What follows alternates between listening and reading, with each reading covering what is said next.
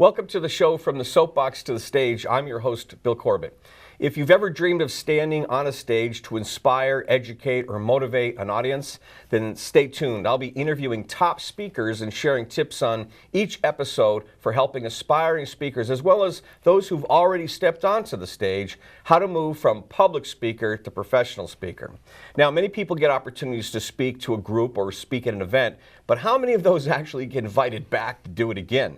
Only those with the talent and professional business skills that event planners and organizers are looking for. That's what viewers will learn here as they hear from professional speakers who've been there and done that. Now, with me on the show today is Mike Jaffe, a nationally recognized inspirational and motivational speaker, seminar leader, and business and personal coach. He's the author of the book, Wake Up, Your Life is Calling. Why settle for fine when so much more is possible? Now, Mr. Jaffe received his MBA in Management and Marketing from New York University and holds numerous coaching credentials, including board certified coach, and certified life purpose coach. Thanks for being here, Mike. It's my pleasure. Thank you for having me. I'm always interested to find out how speakers got to where they are, why they speak, what they do, and what I hope is that viewers will learn from that, because they'll see that and say, you know, I can take a similar path, or I saw how he did it, now I got to figure out how I can do it. So let's start out. Tell us a little bit about what you do now.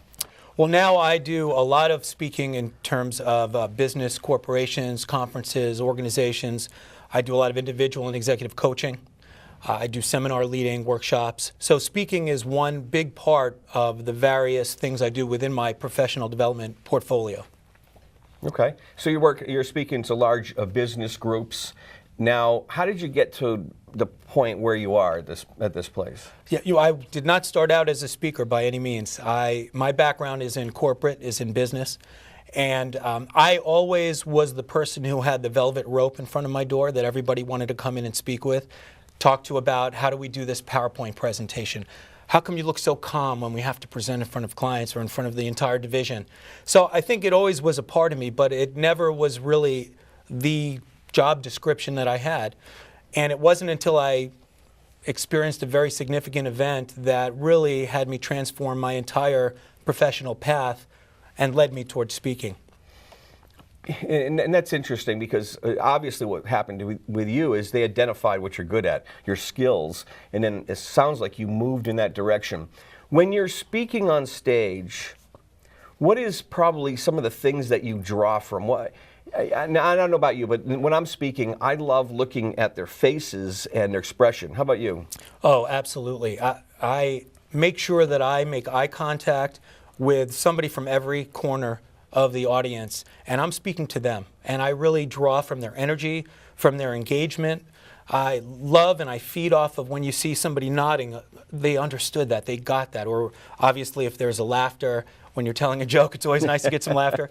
But it really is about interplay with the audience. I do a lot of interactive speaking, so it's very important that I can warm up the space, make it safe enough for people to start to play there. Okay, so we've got a video clip we want to show real quick. Let's take a look at you on stage doing what you do well. Let's take a look.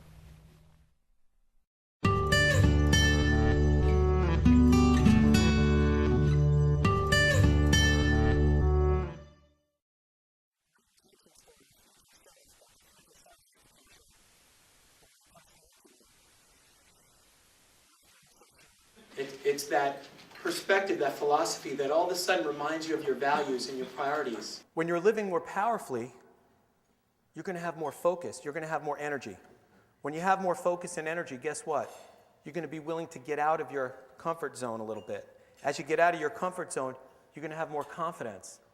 Right? We have to redefine what success and failure is so that we're not afraid of looking bad. So we're going to redefine success as getting in the game. Let's not look back and say, I wish I did this and I wish I did that. Let's tap into that power. You have so much power inside you that wants to get unleashed. Let's start there today. What matters is that you're actually doing something and you're making it count. And we have to give ourselves permission to fall down so we can learn and grow along the way. Because we're never going to get to that if we stop, if we never try, or if we give up. Right? So if you're trying to take a step and it feels overwhelming, that's not a successful formula. take a smaller bite. It still counts. I want you to get, it doesn't matter how small it is, what's important is that you're taking a step. Courage has transformed into something way more powerful, confidence. Because you make the choice. All we want to do is run back to where we know it's comfortable. We know that that may not be the right place to be, but that's familiar to us. That's where it's comfortable. But yet as we look forward, we see the other side.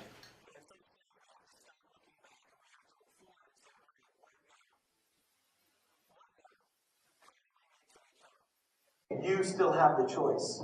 See, you have to decide what's important for you. And there's no way that you ever let anybody else decide how big or how small you're going to play in your life. That's for you to decide. That's a good promo you got there. Thank you. I took a portion of what you had sent me to take a look at so we could fit it into the spot, but it looks like you pulled it from different events and different clients. What are some of your classic clients that you like speaking to? It could be anyone from a sales organization where people are hungry and most likely overworked and absolutely ready to rock and roll, or to even an organization. So I recently did one up in New Hampshire for the HRA, which is a Human Resource Association conference. I have one coming up in Wisconsin for an entire sales division. I've spoken with the network of executive women, and that was an interesting dynamic there. You know, an entire conference of high-powered professional women that are really looking to break through whatever glass ceilings they have to make sure that they're given every opportunity that anybody else is given. And so that was an incredible experience for me to be able to connect with that type of audience.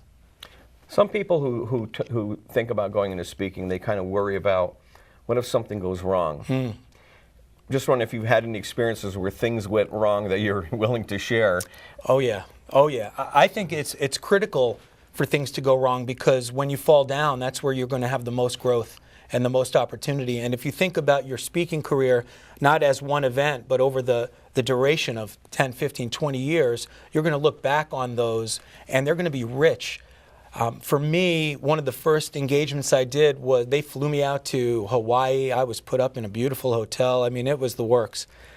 And I got up on stage, and it was really one of the first times I was speaking to a bigger audience of hundreds of people. And what I didn't understand was that it was so much more important for me to connect with the audience than to provide them with the information and the content. So it was way too much content in this conversation. And as a result, the connection wasn't as powerful as I wanted it to be.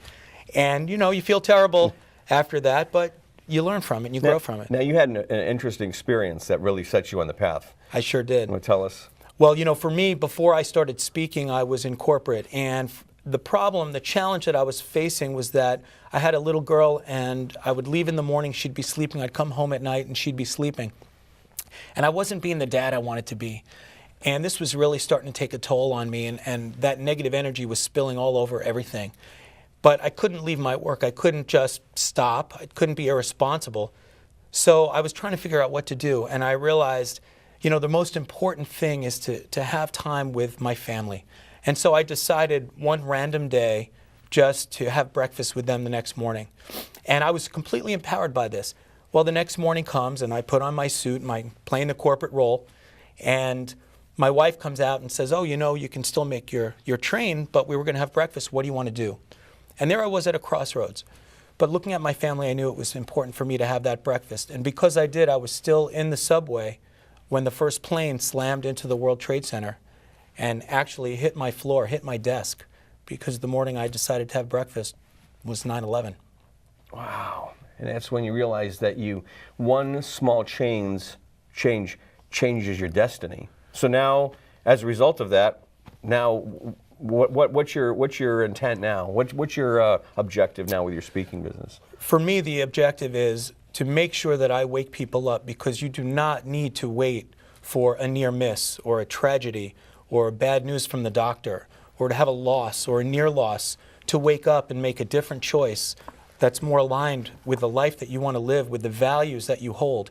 you just need to make a different choice. And one thing I like that you really talked about in here is your purpose. We all have purpose, and I think sometimes we get so lost in the jungle of life that we miss the cues to know how to find our purpose on schedule. And it sounds like that's something that you've done, and now you're influencing other people through your speaking. Absolutely. That is the goal, is to spread that message and to make sure that I'm an enabler, I'm a catalyst, so that other people can realign the way that they're living.